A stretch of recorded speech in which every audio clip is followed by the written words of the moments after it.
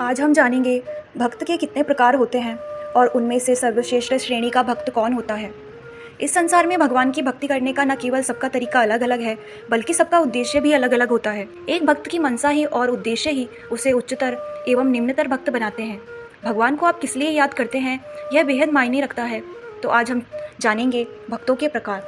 गीता में श्री कृष्ण ने भक्तों की 4 श्रेणियां बताई है। श्री कृष्ण कहते हैं, हे अर्जुन, आर्त, जिज्ञासु, अर्थार्थी और ज्ञानी, ये 4 प्रकार के भक्त मेरी भक्ति करते हैं। इनमें से सबसे निम्न श्रेणी का भक्त अर्थार्थी होता है। उसे श्रेष्ठ आर्त से श्रेष्ठ जिज्ञासु और जिज्ञासु से श्रेष्ठ ज्ञानी होता है। आर्त श्रेणी का भक्त ईश्वर को तब याद करता है जब उसे कोई दुख हो, शारीरिक कष्ट हो, भौतिक सुख छीन लिया जाए।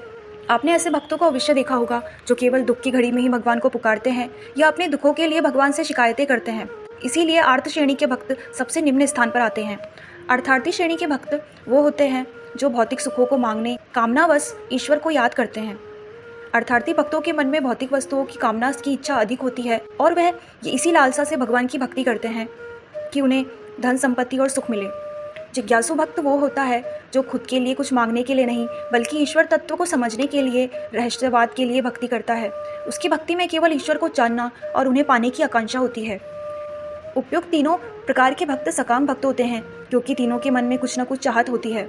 लेकिन ज्ञानी श्रेणी में आने वाला भक्त हमेशा बिना किसी चाहत के या इच्छा के निष्काम भाव से ईश्वर की भक्ति करता है।